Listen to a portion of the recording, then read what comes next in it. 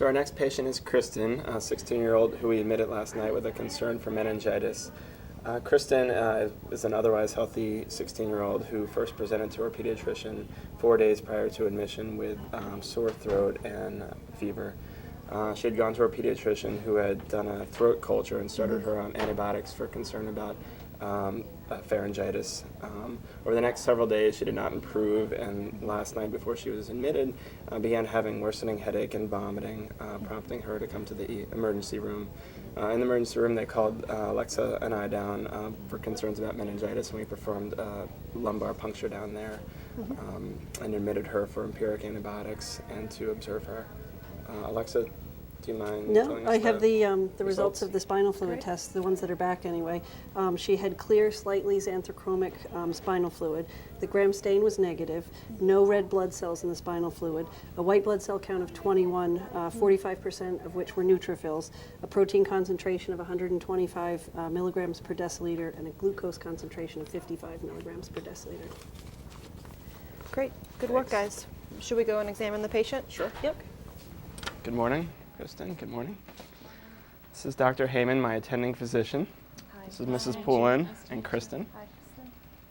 How you doing right Dr. Tenenbaum and Alexa and I have been talking about what's been going on with Kristen over the past couple of days, and I just wanted to give you a recap so you can let me know if that sounds about right or if there's anything else. It sounds like for about a week now she's been having some sore throat and low-grade fevers, and progressively over the last couple of days, more fevers, complaints of a new headache, and her neck really being stiff. Does that sound about right? Yes. Is there anything else that you think I should know or that you're worried about with her? Well, I took her to the pediatrician's office about 4 days ago, and they decided to put her on an antibiotic. So she has been on antibiotics for about 4 days. Was that because of her sore throat? I guess they found her throat to be really red and her glands were swollen. Okay. And she's not any better after starting the antibiotic, it seems like. No, that's why we're here. Okay. Before we examine her, Vicki, any concerns that you have? Well, she spiked a fever last night of 38.4, and she's not able to move her neck very much, so I'm concerned about that. Okay. Kristen, I'm going to ask you some more questions and do an exam on you if that's okay. All right. Is the light bothering your eyes right now? Not too bad? Yeah, I noticed you're keeping your eyes closed. Is it hurting your eyes sometimes? Yeah. How about loud noises? Are your ears bothering you? A little bit. What's the biggest problem that you're having right now? Neck.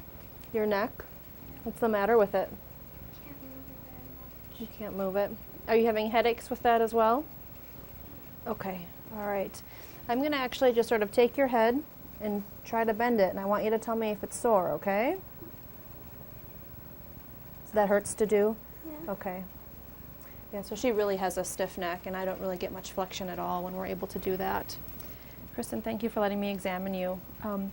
I think after talking to the team and examining Kristen, we definitely have some concerns about her headaches and stiff neck and fevers. And as you're aware, we've already talked about whether this could be a meningitis that's going on. So give us a couple of minutes. We're going to go talk as a team, and we'll come back and let you know what the best course of treatment for her is going to be. Thank you. Sure.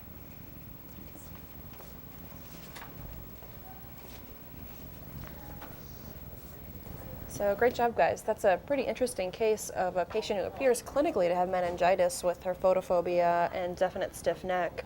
What do you guys think about the results of the CSF studies, though?